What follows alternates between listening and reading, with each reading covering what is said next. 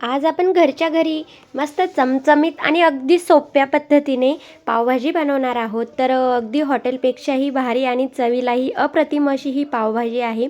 तर तुम्ही व्हिडिओ पूर्ण बघा. तर नमस्कार मैत्रिणींनो, मी माधुरी बागुल माधुरीज किचनमध्ये आपणा सर्वांचे मनापासून स्वागत करते. तर चला मग आता रेसिपीला सुरुवात करूया. तर आता येथे आपण पावभाजी बनवण्यासाठी साहित्य बघूयात. त्यासाठी मी येथे अर्धा किलो हे बटाटे घेतलेले आहेत, म्हणजेच 3 मोठे बटाटे घेतलेले आहेत. अर्धी वाटी वाटाणे घेतलेले आहेत. अर्धी वाटी फ्लावर घेतलेले आहे. तसेच येथे एक छोटे बीट घेतलेले होते, त्यातून मी अर्धे हे घेतलेले आहे. तर हे बीट ऑप्शनल आहे, आपल्या पावभाजीला कलर यावा यासाठी हे वापरलेले आहे. तसेच येथे एक मोठा टोमॅटो कापून घेतलेला आहे. येथे मी अद्रक आणि लसूण घेतलेला आहे, याची नंतर मी पेस्ट बनवून घेणार आहे.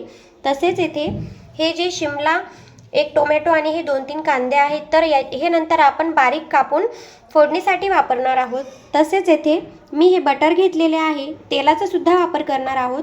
तसेच हा पावभाजी मसाला घेतलेला आहे 2 मोठे चमचे.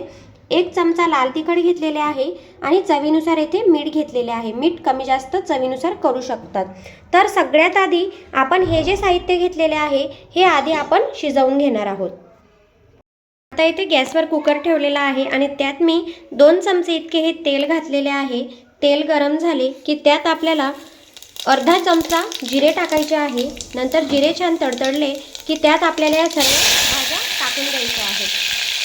तर सगळ्यात आधी येते बटाटे, त्यानंतर फ्लावर घेतलेले आहे ते सुद्धा आपण येथे टाकून घेतलेले आहे. नंतर वाटाणे, टोमॅटो आणि बीट हे सगळं आपण आता हे परतून घेणार आहोत. आता आपण यात चवीपुरते हे मीठ टाकून घेणार आहोत आणि त्यानंतर पुन्हा एकदा परतून घेणार आहोत.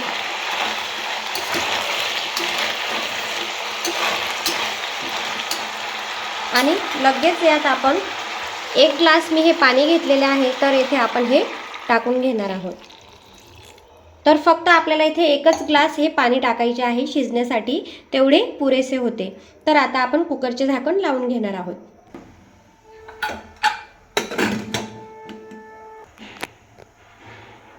तर इथे आता आपण कुकरच्या 3 ते 4 शिट्ट्या घेतलेल्या आहेत आणि आता आपण कुकर ओपन करून घेणार आहोत.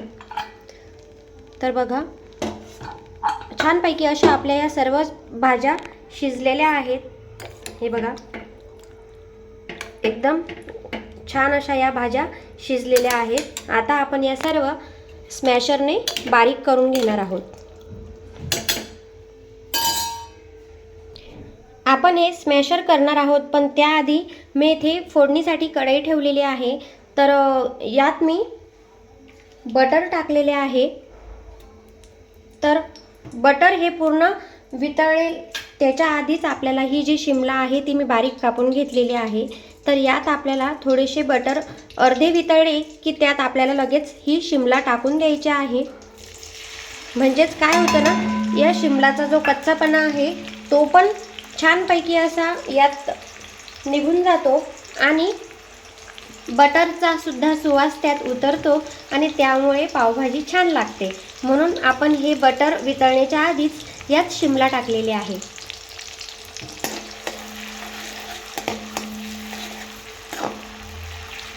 तर आपल्याला ही शिमला चांगली तळून घ्यायची आहे. अर्धी शिजेपर्यंत आपल्याला ही तळायची आहे. तर आपली येथे शिमला ही शिजत आहे तोपर्यंत आपण ही जी पावभाजी आहे ती आपण येथे स्मॅशरने बारीक करून घेणार आहोत.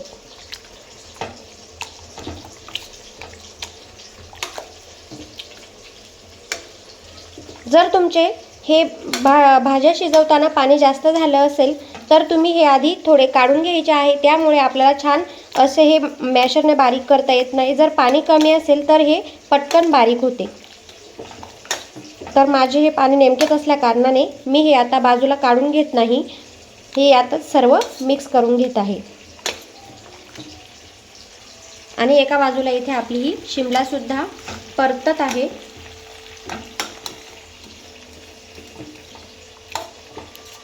तर आपल्याकडून जेवढी शक्य होईल तेवढी आपण ही भाजी बारीक करून घ्यायची आहे। तर इथे आपली ही शिमला अर्धी परतून झालेली आहे। आता यात आपण जो बारीक कांदा कापून घेतलेला आहे तो सुद्धा यात टाकून घेणार आहोत आणि कांदा सुद्धा आपल्याला छानपैकी असा हा परतून घ्यायचा आहे। तर हे जे पावभाजीचे साहित्य आहे मटेरियल ते आपल्याला एकदम बारीक असे हे कापून घ्यायचे आहे, त्यामुळे आपल्या पावभाजीला टेक्स्चर हे छान येते। तर आपल्याला हा कांदा सुद्धा 5 ते 10 मिनिटे कमी गॅसवरच परतून घ्यायचा आहे। तोपर्यंत मी येथे ही भाजी मॅश करून घेत आहे। तर माझ्याकडून जेवढी शक्य होईल तेवढी मी ही मॅश केलेली आहे। आता आपला कांदा सुद्धा अर्धा परतून झालेला आहे। आता यात आपण अद्रक लसूणची ही 2 चमचे ही पेस्ट टाकून घेणार आहोत।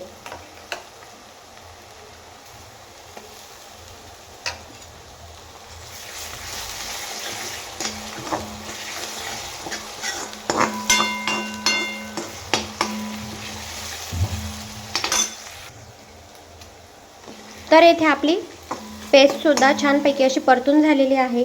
आता आपण यात जो टोमॅटो कापून घेतलेला आहे बारीक तो सुद्धा यात टाकून दिलेला आहे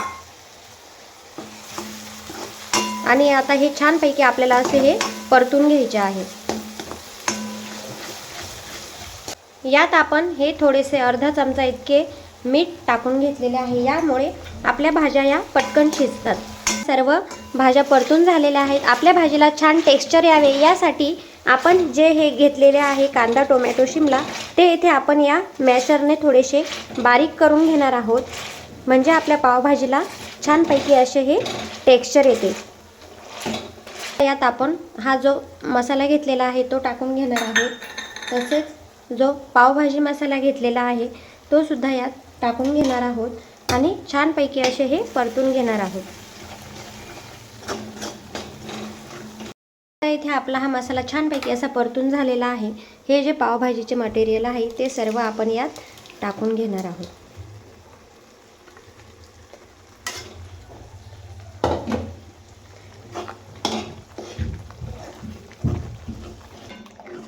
तर आपली पावभाजी ही खूप घट्ट होईल, त्यामुळे आपण यात पाणी टाकणार आहोत। तर मी इथे एका साईडला हे गरम पाणी ठेवलेले होते तेच आपण यात हे टाकून घेणार आहोत आणि आपल्याला किती भाजी पातळ हवी आहे त्यानुसार हे पाणी आपल्याला इथे टाकायचे आहे।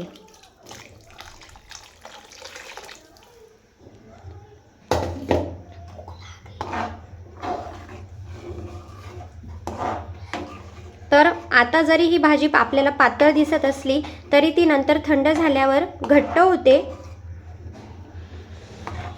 आणि आता आपली ही जी भाजी आहे ती आपण येथे 10 ते 15 मिनिटे अशीच शिजवून घेणार आहोत। हे बघा आपल्या पावभाजीला छानपैकी असा हा कलर आलेला आहे आणि अजून ती जसजशी शिजेल तसतसा आपल्या भाजीला हा कलर येणार आहे।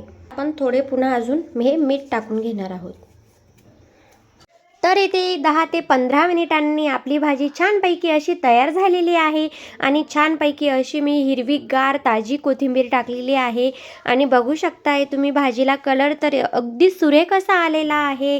तर दिसते की नाही अगदी हॉटेलपेक्षाही भारी आणि टेक्स्चर तर खूपच छान आलेले आहे।